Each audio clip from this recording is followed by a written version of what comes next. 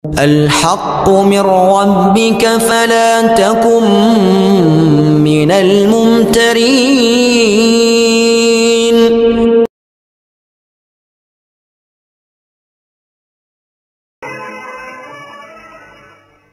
السلام عليكم ورحمة الله وبركاته. وعليكم السلام ورحمة الله وبركاته. بسم الله الرحمن الرحيم. الحمد لله رب العالمين، وبه نستعين على أمور الدنيا والدين، والصلاة والسلام على أشرف الأنبياء والمرسلين سيدنا ومولانا محمد وعلى آله وأصحابه المجاهدين الطاهرين. أما بعد. Saudara-saudara kaum muslimin rahimakumullah, di dalam surah Al-Ankabut ayat 2 Allah subhanahu wa ta'ala memberikan peringatan, ahasiban nasu ayyutraku ayyaqulu amanna wa hum la yuftanun. Adakah manusia menyangka bahwa mereka akan dibiarkan saja mengucapkan amanna, dibiarkan saja mengatakan kami beriman kepada Allah, wa hum la yuftanun, padahal mereka belum diuji lebih dahulu. Ini berarti apabila seseorang sudah berani mengatakan amanna, kami beriman kepada Allah, maka hendaklah ia bersiap-siap untuk menghadapi ujian. Setelah ujian datang, barulah akan nampak nyata kadar dan kualitas keimanan yang dimiliki oleh seseorang. Timbul pertanyaan, mengapa orang yang beriman yang justru diuji oleh Allah subhanahu wa ta'ala? Logikanya tentu ringan saja, bahwa yang mengikuti ulangan di sekolah tentu adalah anak-anak sekolah. Kalau tidak sekolah, tentu saja tidak perlu ikut ulangan. Makin tinggi kelasnya, makin berat soal ulangan yang diberikan kepadanya. Demikianlah dalam kehidupan beragama. Justru yang beriman, yang mendapat ujian dari Allah subhanahu wa ta'ala, semakin tinggi nilai kualitas keimanannya, akan semakin berat ujian dan cobaan yang diberikan kepadanya. Nabi kita Muhammad sallallahu alaihi wasallam pernah pula memperingatkan. Beliau bersabda, inna asyaddal bala'i al-anbiya, thumma al-awliya, thumma al-ulama, thumma al-amsal fal-amsal, ubtuliyan nasu ala hasabi dinih. Sesungguhnya ujian yang paling berat adalah yang telah diberikan Allah kepada para nabi-nabi. Di bawah itu adalah para aulia, kemudian para ulama, bertahap ke bawah dan ke bawah, diuji setiap orang menurut keteguhan dan kekuatannya berpegang kepada agamanya.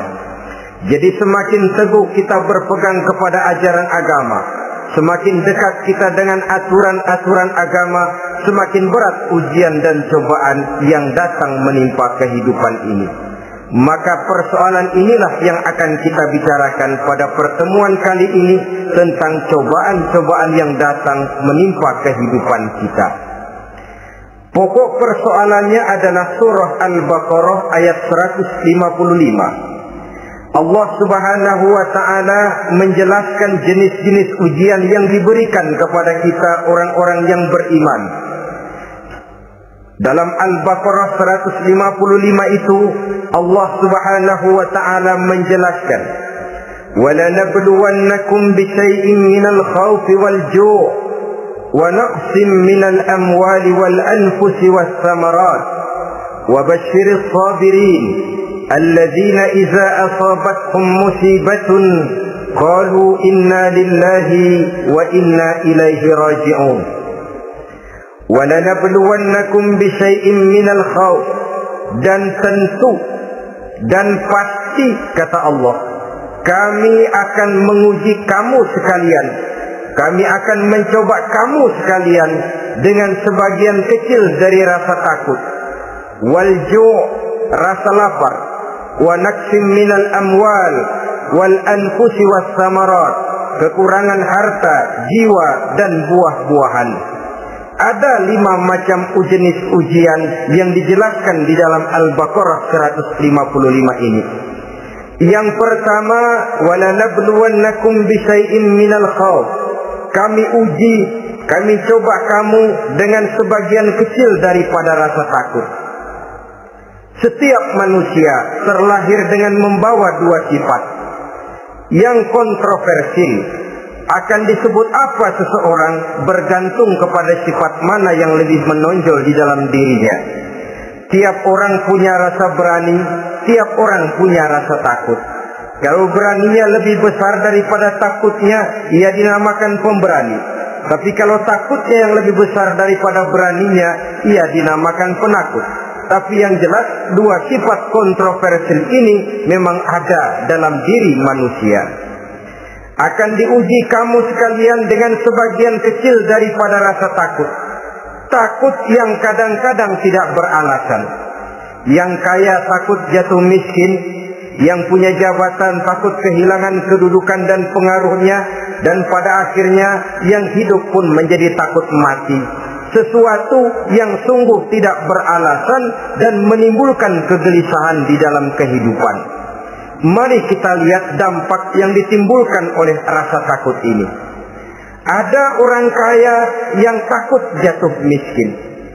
Akibat rasa takutnya ini, pertama, ia menumpuk-numpuk harta sebisa-bisanya dengan menghalalkan segala macam cara. Tidak peduli halal haram, tidak ngerti hak batil, tidak tahu hak dan pantas dan ma'ruf munkar atau tercela. Yang penting ia bisa menumpuk-numpuk harta, menimbun-nimbunnya, tidak hanya cukup untuk dirinya sendiri. Kalau perlu anaknya sudah dipersiapkan untuk jadi orang kaya, cucunya disiapkan jadi orang kaya, anak cucunya, cucu-cucunya, seluruhnya. Dia takut jatuh miskin. Kemudian akibat dari rasa takut ini, ia pun terjebak ke dalam penyakit bakhil bin pelit alias kikir. Tidak sedikit pun tergerak hatinya untuk memberikan bantuan dan pertolongan kepada mereka yang memang memerlukannya. Termasuklah ia ke dalam apa yang diingatkan Allah, allazi jama'a malan wa addadahu yahsabu anna malahu akhlada. Orang-orang yang menumpuk-numpuk harta kemudian menghitung-hitungnya. Dia menyangka bahwa hartanya akan dapat mengekalkan kehidupannya di dunia ini. Dia menyangka hartanya akan dapat mengekalkan kebahagiaannya di dalam kehidupan ini. Maka kerjanya hanya menumpuk dan menumpuk, dan dia sangat takut untuk jatuh miskin. Saudara-saudara kaum muslimin rahimakumullah. Lalu yang kebetulan punya jabatan takut kehilangan kedudukan dan pengaruhnya, maka ia akan melakukan segala cara dan jalan untuk menjaga keamanan dan ketenangan dari jabatan yang sedang didudukinya. Hilang kesadaran bahwa jabatan adalah amanah. Hilang pengertian bahwa kedudukan adalah alat untuk berbuat baik dan mengabdi kepada sesamanya. Yang ada pikirannya hanyalah bagaimana menjaga kedudukan dan pengaruhnya agar tetap ada dalam dirinya. Segala cara pun dilakukan dan kadang-kadang ia kehilangan kontrolnya. Kemudian pada akhirnya manusia pun dilanda oleh perasaan takut mati. Sungguh sangat tidak beralasan sama sekali. Karena mati adalah kewajiban dari semua yang bernama hidup. Dan Nabi mengingatkan, al-mautu babun fa kullun nasi dakhilu. Mati adalah merupakan satu pintu yang setiap orang akan masuk ke dalam pintu itu. Bahkan mati sesungguhnya bisa merupakan nasihat di dalam kehidupan kita. Beliau bersabda, taraktu fikum nasihataini, nasiqan wa samitan. aku tinggalkan kepada kamu dua macam nasihat. Pertama, nasihat yang pandai bicara, dan yang kedua, nasihat yang diam saja. Sahabat bertanya, nasihat yang pandai bicara itu apa ya Rasul? Beliau menjawab, Al-Quran. Kalau nasihat yang diam saja apa ya Rasul? Beliau menjawab, maut. Saudara-saudara kaum muslimin rahimakumullah, yang kaya takut miskin, yang punya jabatan takut kehilangan kedudukan dan pengaruhnya, dan pada akhirnya yang hidup pun menjadi takut mati. Sesungguhnya takut-takut yang sangat tidak beralasan sama sekali. Jika orang kaya takut jatuh miskin, untuk itu kemudian dia menghalalkan segala macam cara untuk menumpuk kekayaan yang tidak akan habis dimakan selama 7 turunan, kemudian diiringi dengan sifat bakhil, sifat tertutup, sifat berpangku tangan melihat kesulitan dan penderitaan orang lain, maka sesungguhnya dia tidak merasa bahwa harta merupakan titipan dari Allah Subhanahu wa ta'ala, bahwa ia merupakan alat dan bukan merupakan tujuan di dalam kehidupan ini. Takut miskin adalah satu penyakit yang mengakibatkan orang lupa diri dan lupa daratan.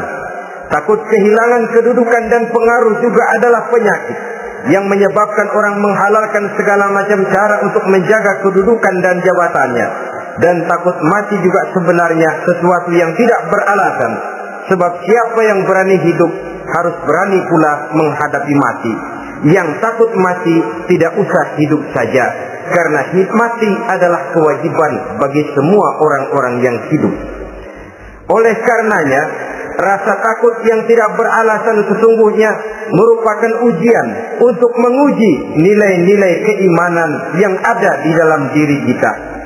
Orang kaya diuji dengan hartanya, pejabat diuji dengan kedudukan dan pengaruhnya, manusia hidup diuji dengan akan datangnya mati yang menjemput kehidupannya.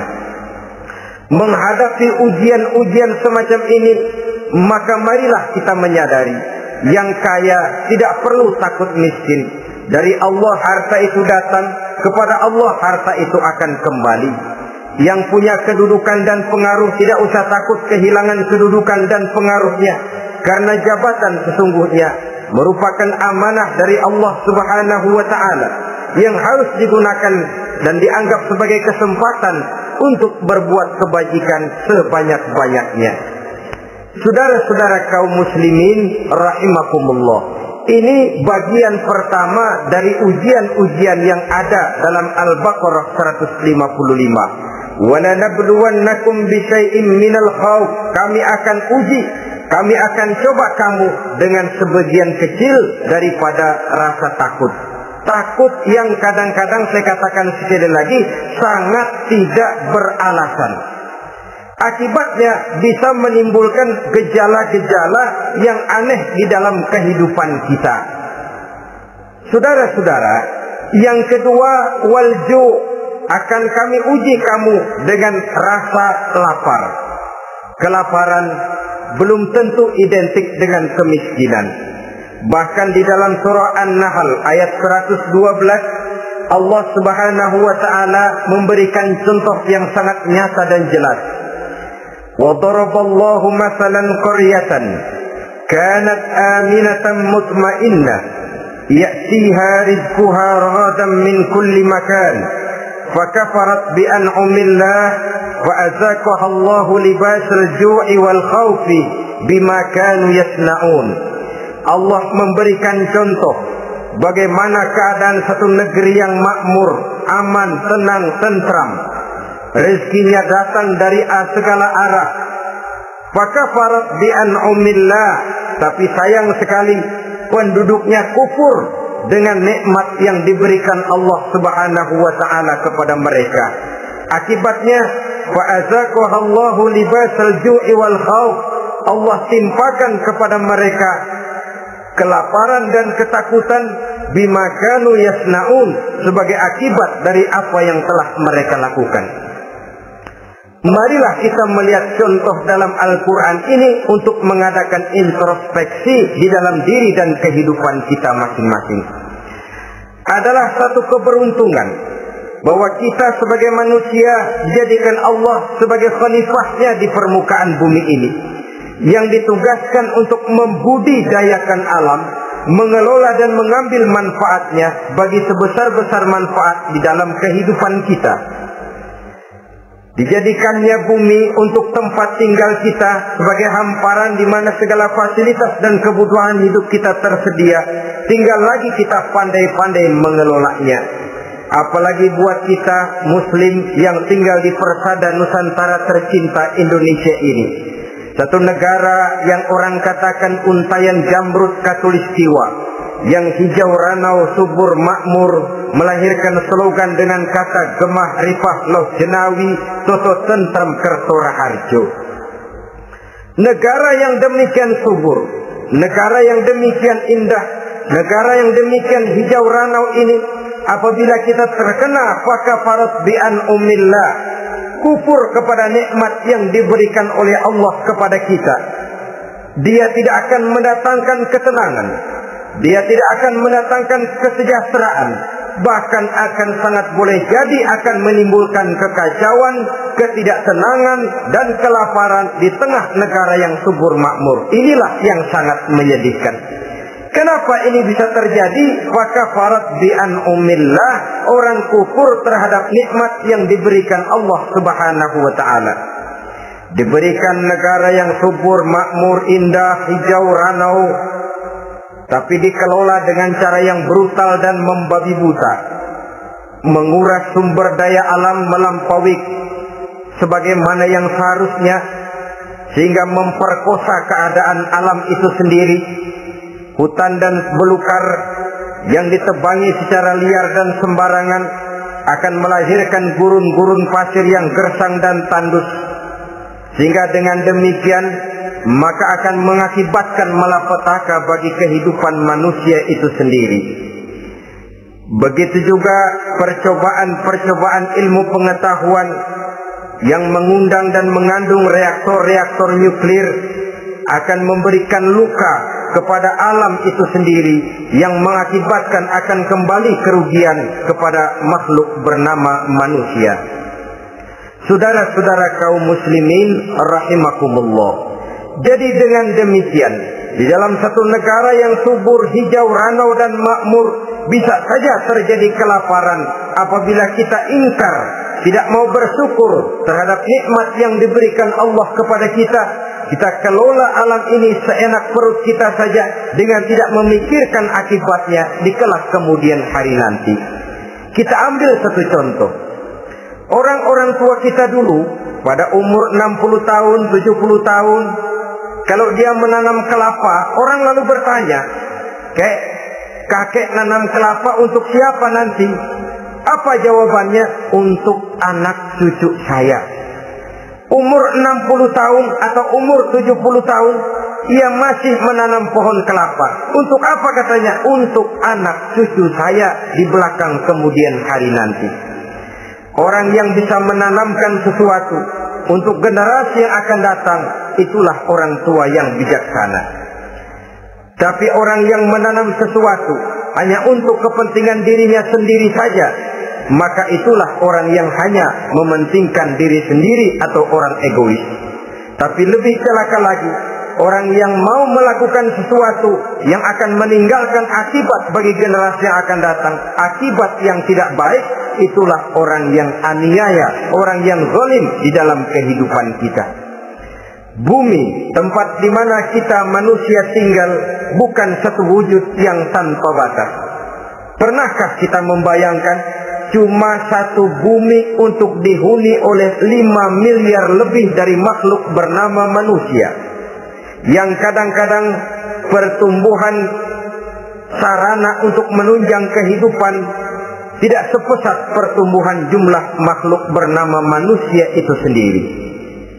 Oleh karena itu kita dituntut untuk pandai-pandai mengelola, membudidayakan alam ini dengan tetap menjaga keseimbangannya, sehingga bahaya kelaparan yang merupakan ujian di dalam kehidupan, insya Allah tidak akan kita temukan di dalam kehidupan kita.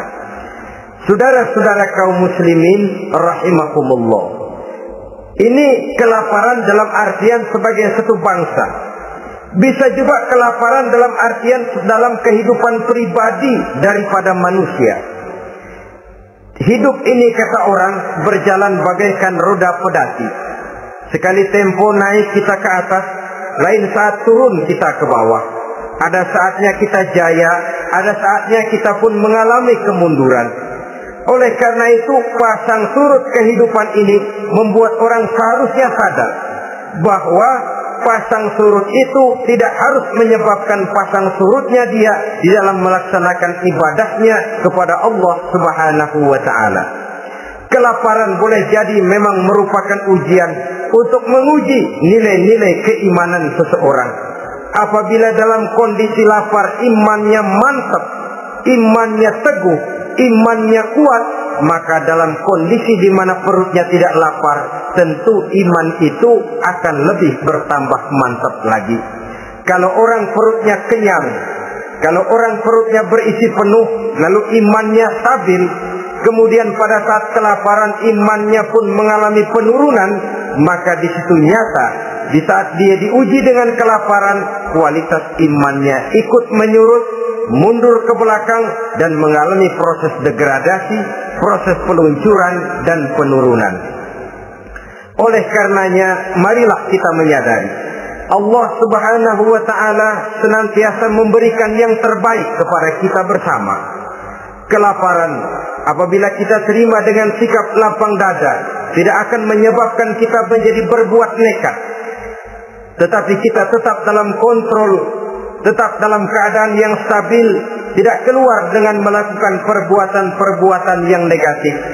Bagaimanapun kita ingin membela dan mempertahankan kelangsungan hidup, betapa dan bagaimanapun kita ingin menjaga kelangsungan perut, namun kita tetap tidak keluar dari norma-norma dan kaedah-kaedah yang telah ditentukan di dalam kehidupan beragama. Inilah cobaan yang kedua yang ada dijelaskan dalam Al-Baqarah ayat 155 tadi, berupa kelaparan. Yang ketiga, wa naqsim minal amwal, kekurangan harta alias kemiskinan. Kemiskinan, saudara-saudara, merupakan ujian dari Allah Subhanahu wa ta'ala untuk menguji sejauh mana kekuatan iman yang kita miliki di dalam kehidupan. Tetapi sesungguhnya bukan hanya kemiskinan, kekayaan pun pada hakikatnya juga merupakan ujian. Namun umumnya manusia akan lebih merasa diuji jikalau dia miskin daripada diuji jikalau dia menjadi orang yang kaya. Pada sisi lain, kenyataan mengatakan banyak orang lulus ketika diuji dengan kemiskinan, tetapi gagal berantakan setelah diuji dengan kekayaan. Kemiskinan pun apabila kita lihat dari segi kehidupan bermacam bentuknya. Ada kemiskinan di bidang ilmu pengetahuan, karena kemiskinan dan kebodohan memang merupakan dua saudara yang seakan-akan sekandung. Yang satu bisa menimbulkan yang lain, tapi paling celaka kalau keduanya sudah berjalan beriringan. Maksud saya, kemiskinan bisa menimbulkan kebodohan, kebodohan bisa menimbulkan kemiskinan, tapi yang paling celaka sudahlah miskin, bodoh pula. Miskin ilmu. Yang kedua, miskin akhlak. Ini lebih parah lagi daripada miskin ilmu. Kalau miskin ilmu orang sekedar goblok bin bodoh alias tolol,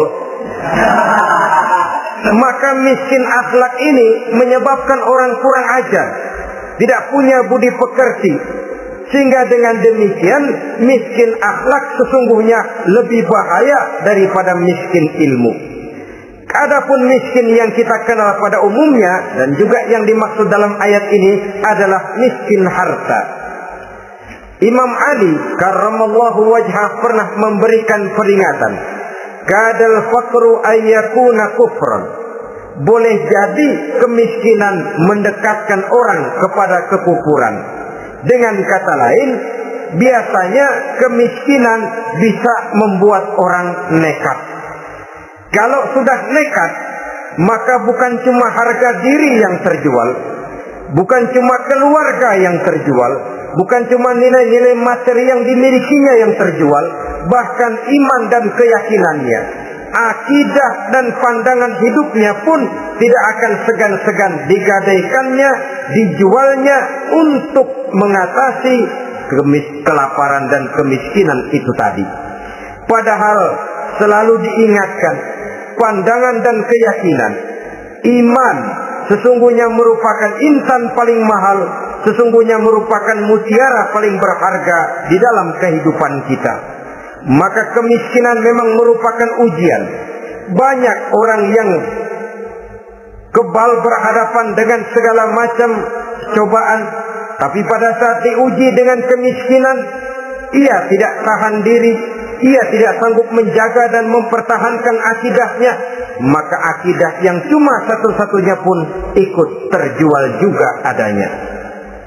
Saudara-saudara kaum muslimin rahimakumullah, mari kita menelusuri bahwa sesungguhnya Nabi menyatakan, ajaban li amril muslim, inna amrahu kullahu lahu khair.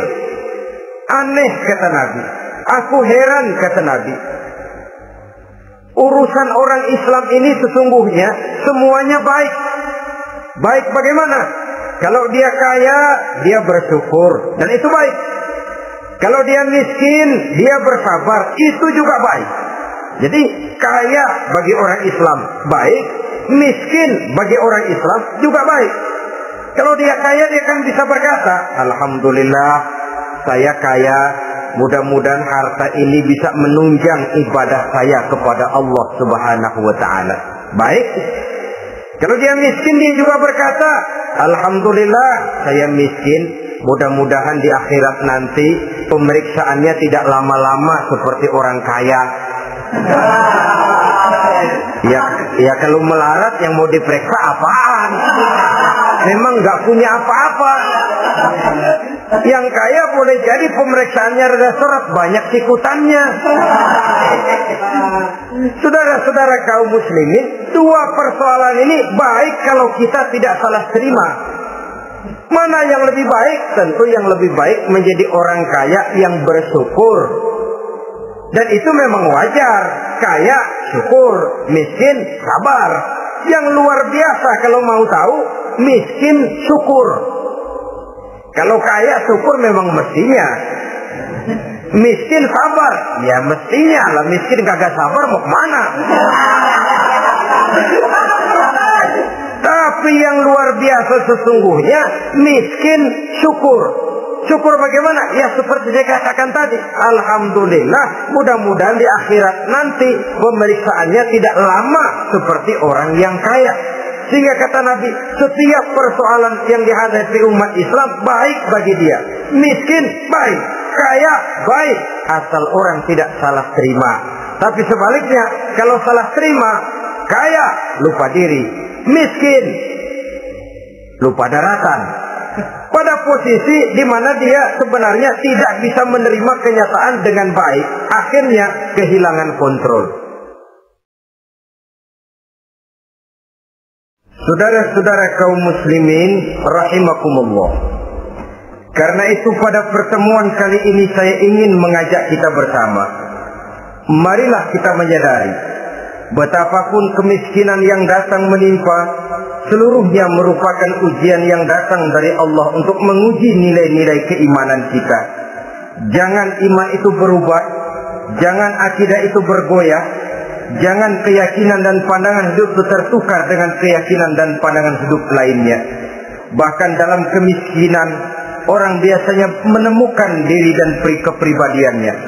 Dalam kemiskinan, orang bisa berjalan lebih lurus untuk mendekati Allah Subhanahu wa ta'ala.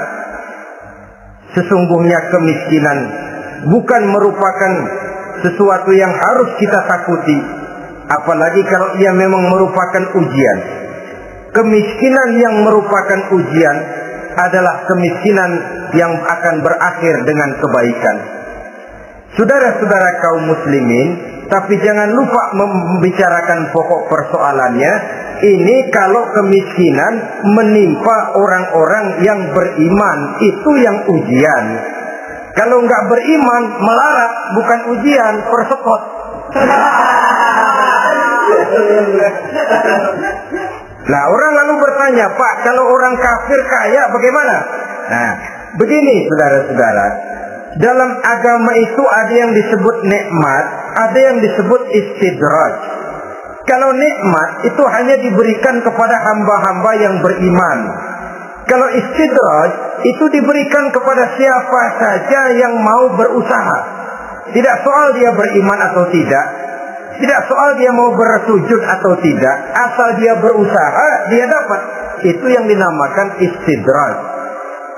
Seperti orang mancing ikan, mesti diberikan umpan. Setelah umpan itu dimakan, tidak langsung ditarik, tapi diulur dulu sampai kira-kira mata kail itu nyangkut di leher si ikan, baru diangkat ikan itu ke atas, dan sampai di atas kita bisa maklum nasib ikan tadi. Bisa digetok, bisa dibacok, bisa digoreng, bisa dipepes, tapi yang jelas nasibnya merana. Maka kalau ada orang makin jauh dari agama, makin kaya, makin tidak mau sholat, makin berlimpah hartanya, saudara tidak usah heran, cukup dalam hati saja, ikan lo. Jangan keras-keras, marah dia.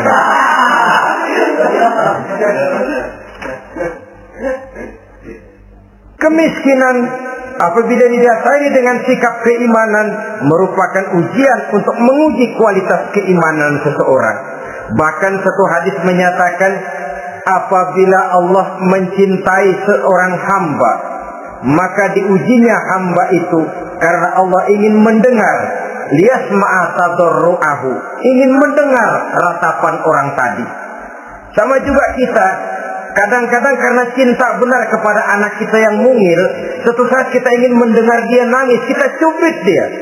Bukan karena gemes, bukan karena benci, ingin mendengar nangisnya kok indah begitu.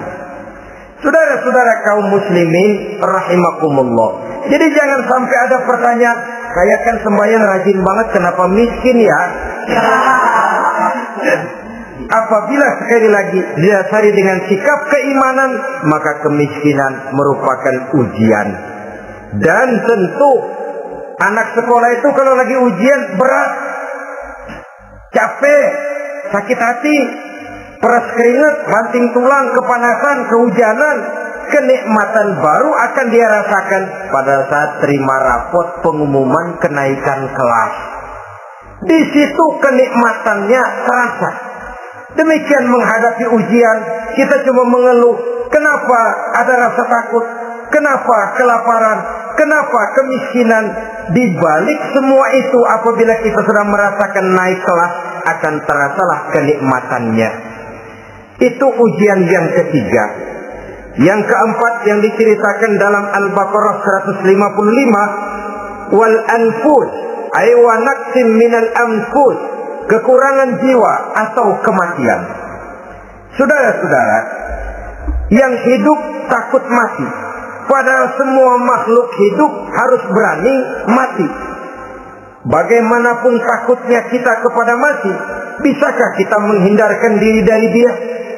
Bagaimanapun kita tidak ingin bertemu malaikat maut, kemana kita akan lari bila dia datang mengetuk pintu? Bagaimanapun kita ingin menghindar dari pertemuan dengannya, kemana kita akan lari apabila dia sudah datang hendak menjemput nyawa? Karena itu memang ada satu prinsip yang dijelaskan oleh para ulama kita, iskariman au mut syahidan. Mati dan hidup dua hal yang tidak terpisahkan. Oleh karenanya, kalau memang hidup, hiduplah secara mulia.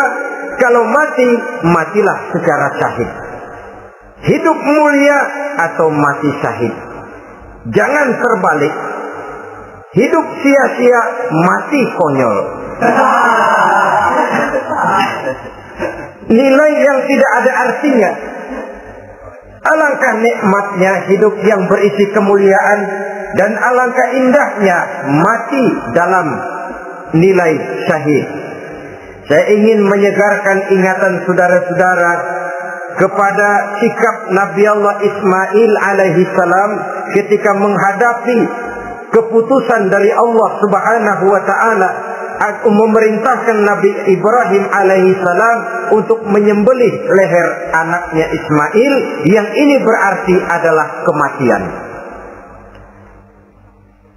Ketika datang perintah untuk menyembelih leher Nabi Ismail, Nabi Ibrahim berkata kepada putranya, "Ya bunayya inni ara fil manami anni azbahuka fanzur maza tara." Ananda Ismail, ayah mimpi diperintah oleh Allah untuk menyembelih lehermu. Menurut pendapatmu bagaimana mimpi ini, nak? Laksanakan atau tidak usah? Saya tidak sanggup membayangkan. Anak cuma satu-satunya. Sudah lama diharapkan. Si buah hati belahan jantung pelanjut cerita penerus sejarah. Ketika anak ini sedang lucu-lucunya, turun perintah untuk menyembelihnya. Ya, kalau anak kita banyak, turun perintah potong leher anakmu, mungkin kita bisa pilih yang mana yang ada bandelan nih.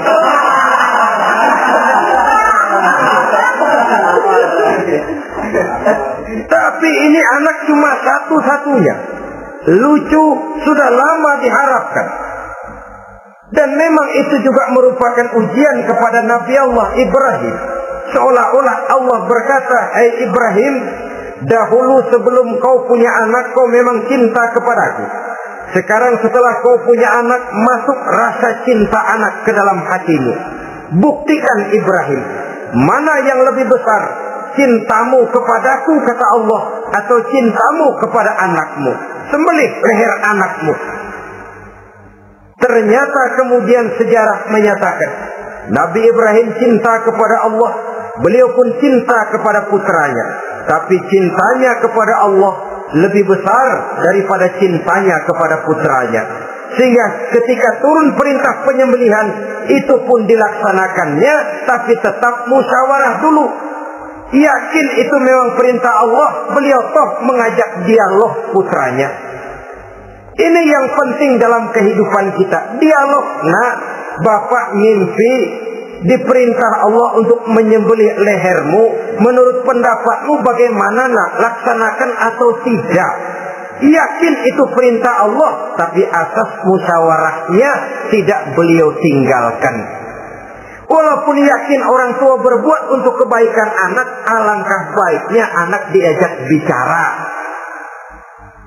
Sehingga dengan hasil pembicaraan ini nanti kita akan mengerti gejala perkembangan dan kemauan dari jiwa si anak tadi.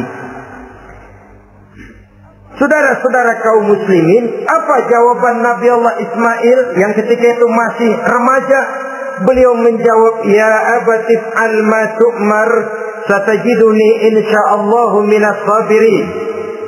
Bapak, jikalau memang ini memang perintah Allah, laksanakan saja Bapak. Tidak usah ragu. Mudah-mudahan nanti Bapak akan menemukan saya termasuk ke dalam golongan orang-orang yang sabar.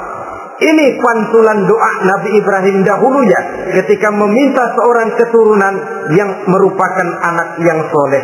Jawaban dari anak yang soleh. Kalau memang ini perintah Allah, Bapak laksanakan saja. Saya insya Allah termasuk ke dalam golongan orang-orang yang sabar. Kalau Allah memerintahkan Bapak untuk menyembelih leher saya, silahkan Pak. Saya ikhlas, saya ridho, saya rela untuk memenuhi perintah Allah Subhanahu wa ta'ala. Ini jawaban anak soleh. Sebab itu sering saya katakan, kalau kita cuma punya anak pintar tidak soleh, mungkin jawabannya nggak begini. "Nak, Bapak diperintah motong leher kamu, nak. Bagaimana pendapatmu?" Mungkin dia jawab, "Bapak aja yang tuaan, Pak."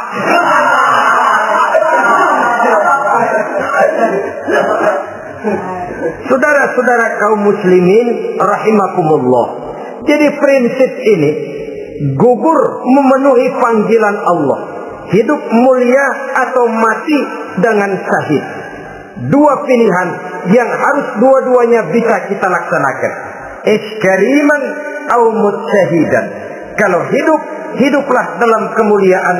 Kalaupun mati, matilah sebagai syahid, sebagai orang yang dikenang kebaikan dan kebajikannya, sebagai orang yang dekat dan banyak berbuat untuk kepentingan agamanya. Jangan tidak tercapai kedua-duanya. Hidup tidak punya nilai, mati pun tidak punya arti. Sia-sia semuanya. Kita masih hidup, orang anggap nggak ada. Dalam istilah tauhid disebut wujuduhu ka'adamihi.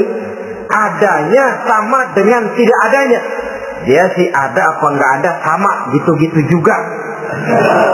Alangkah ruginya kalau ada kita dianggap sama dengan tidak ada. Apalagi kalau kita sudah tidak ada, ya tidak ada beneran. Iskariman au mutsyahidan. Hiduplah mulia atau matilah sebagai syahid. Saudara-saudara kaum muslimin rahimakumullah, mati sesungguhnya juga merupakan ujian untuk menguji sejauh mana persiapan yang sudah kita lakukan di dalam kehidupan ini untuk menyambut, dan tidak cuma sekedar untuk menyambut, tapi juga untuk mengarungi kehidupan sesudah kematian itu sendiri. Sebab kematian bukan akhir dari segalanya. Kematian cuma satu pintu di mana kita akan masuk dan akan berjalan kembali menelusuri fase-fase kehidupan yang telah ditentukan oleh Allah Subhanahu wa taala. Saudara-saudara kaum muslimin rahimakumullah, pembicaraan tentang kematian ini pun bisa kita evaluasi. Ada yang takut mati usahanya, ada yang takut mati karirnya, ada yang takut mati rezekinya, ada yang takut mati batinnya, ada yang takut mati jasmaninya, dan lain sebagainya. Seluruh ketakutan kepada kematian itu memang merupakan hal yang wajar. Ada yang takut mati usahanya, ada yang takut mati karirnya, ada yang takut mati rezekinya. Tapi kalau ketakutan itu lalu melahirkan perbuatan-perbuatan negatif yang menimbulkan penyimpangan, itu sudah di luar dari yang seharusnya. Kematian merupakan ujian. Menghadapi segala macam ujian termasuk kematian ini akan kita bicarakan pada bagian penutup nanti. Yang kelima, saudara-saudara, ujian yang dijelaskan dalam Al-Baqarah 155 tadi, wa naqsin minas samarat, kekurangan buah-buahan. Kekurangan buah-buahan bisa berarti paceklik.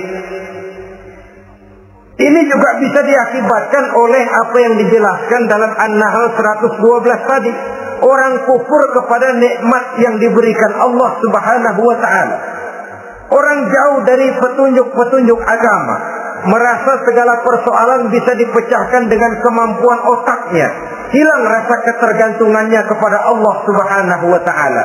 Maka usahanya bisa berakhir dengan yang tidak diharapkan.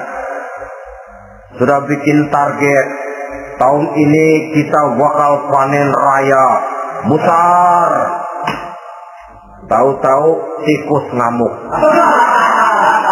Habis padi digarap oleh tikus, panen bisa gagal.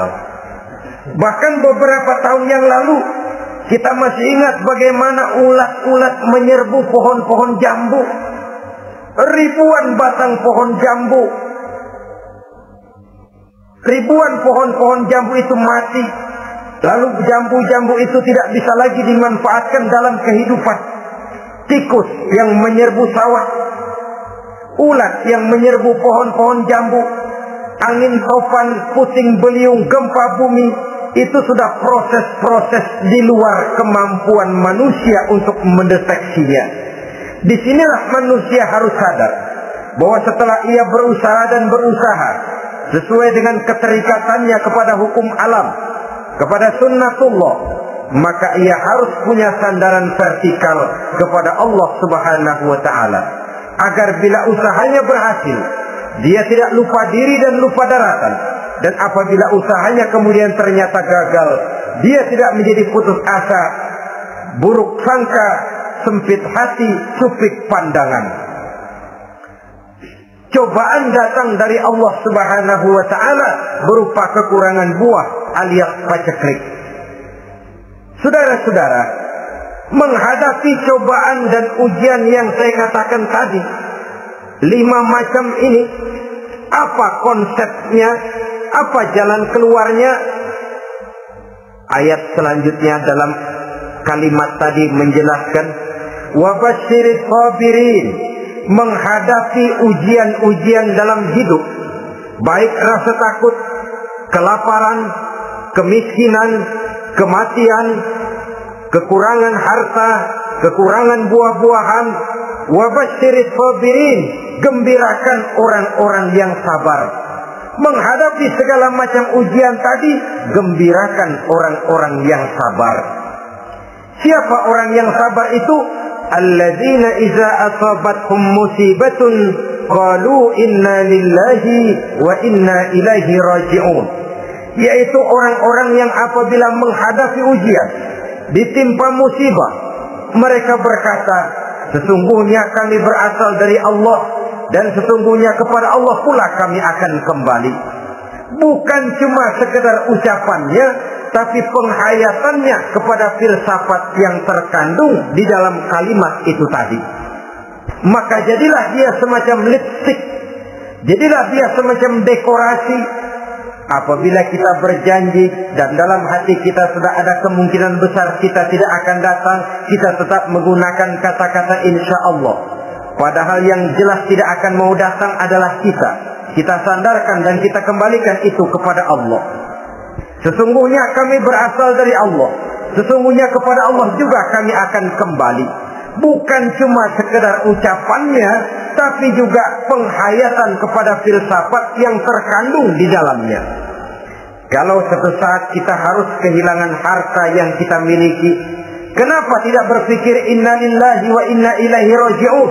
Bahwa dulu pun ketika lahir ke dunia ini tidak ada harta yang saya bawa. Kalau sekarang harta itu hilang, inna lillahi wa inna ilaihi raji'un. Itu yang saya maksud.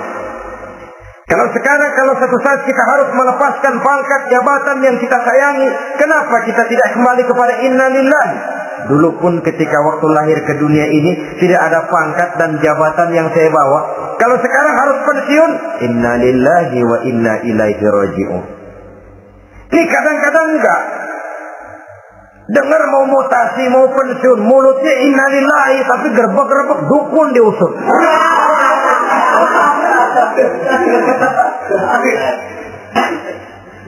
Keluarganya meninggal, mulutnya inna lillahi, tapi nangisnya tetap nggak mau berhenti. Bukan cuma sekedar ucapannya, tetapi penghayatan kepada nilai dan filsafat yang terkandung di dalam kalimat inna lillahi itu.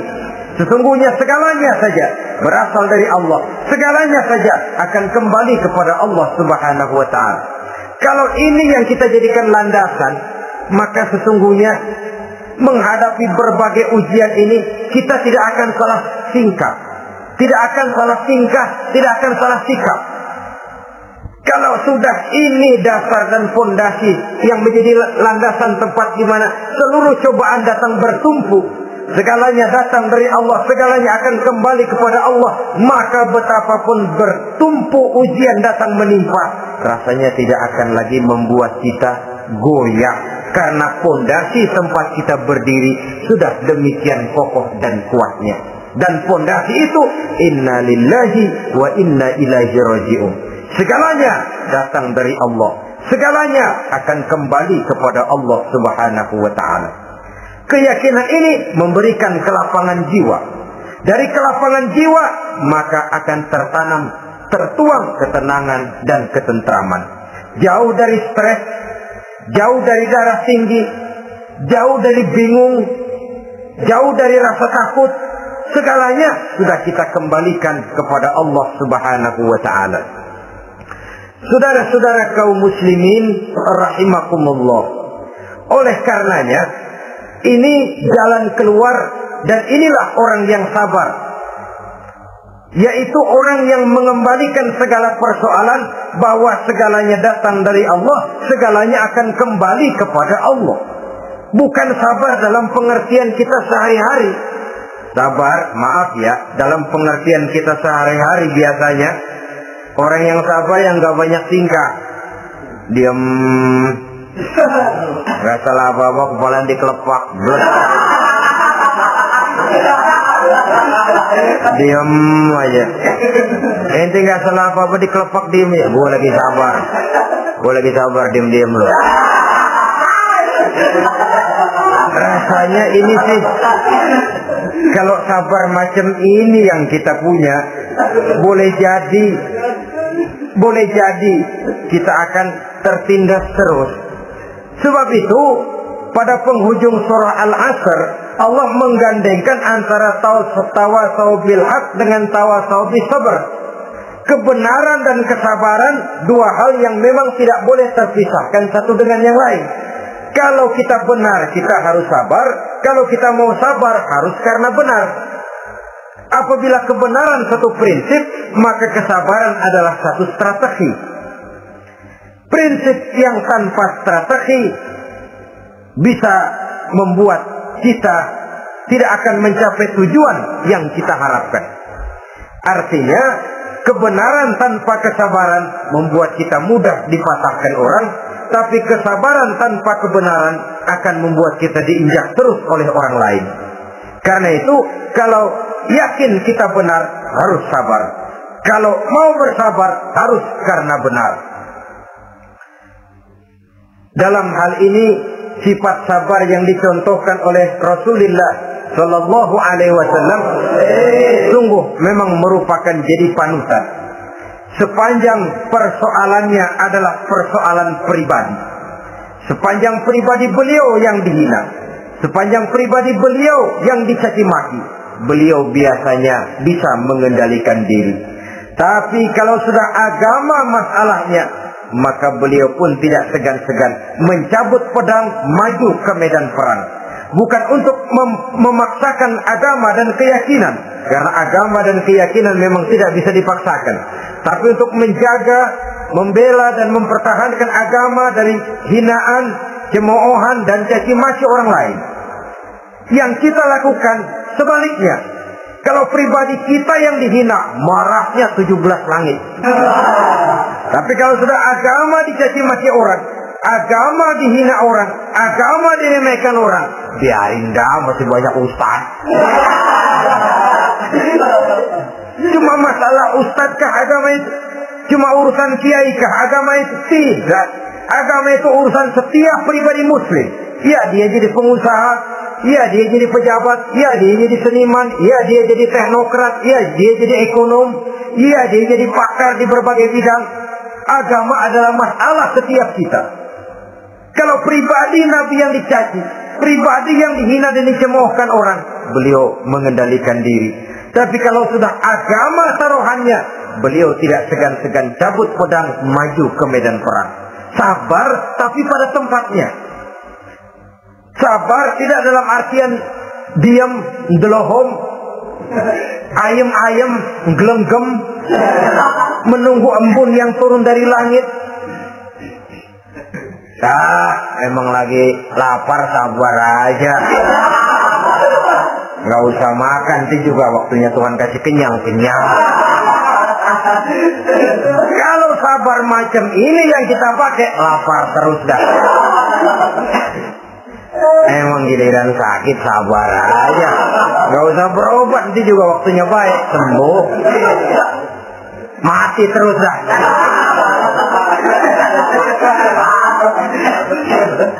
Ya, perkara ada orang sakit tidak berobat sembuh, itu hak Allah. Tapi tidak boleh kita jadikan sandaran, apalagi kalau makom kita dengan Allah masih sedemikian jauhnya. Itu hanya ucapan dari orang-orang yang makom dia dengan Allah itu sudah tidak ada jarak. Permohonannya dipenuhi, kehendaknya dituruti, sebab dia dengan Allah sudah sedemikian dekatnya. Kalau kita masalahnya, yang antara kita dengan Allah ini dilapisi oleh dosa dan kesalahan yang kita kerjakan sendiri, rasanya kita masih harus banyak berbuat sesuai dengan keterikatan kita kepada sunnatullah itu. Orang yang sabar adalah orang yang sadar kepada hakikat dan filsafat yang terkandung di dalam kalimat inna lillah wa inna ilaihi raji'un. Segalanya datang dari Allah, segalanya pun akan kembali kepada Allah. Harta yang hilang tidak membuat kita gundah, pangkat yang harus kita tanggalkan tidak membuat kita kecil hati, dan tidak akan meninggalkan medan pengabdian. Kenapa? Kita cuma menganggap itu satu titipan. Lain kalau kita anggap itu punya kita, jabatan punya kita. Nah, itu yang kita suka wangkeng. Saudara-saudara kaum muslimin, kesimpulannya banyak cobaan-cobaan dalam hidup. Yang dibicarakan dalam Al-Baqarah 155 ini sebagian kecil dari rasa takut, kelaparan, kemiskinan, kematian, dan kekurangan buah-buahan. Menghadapi segala macam ujian tadi, kembalilah kita kepada dasar inna lillahi wa inna ilaihi raji'un. Segalanya datang dari Allah, segalanya pun akan kembali kepada Allah. Semoga dengan sikap ini kita akan lapang dada menghadapi ujian, dan akan semakin tangguh iman dan akidah kita menghadapi cobaan yang datang menimpa. Inilah pertemuan pada kali ini, semoga ada manfaatnya. Terima kasih atas segala perhatian, mohon maaf atas segala kekurangan. Usikum wa nafsi bitaqwallah. Wassalamualaikum warahmatullahi wabarakatuh. Waalaikumsalam warahmatullahi wabarakatuh.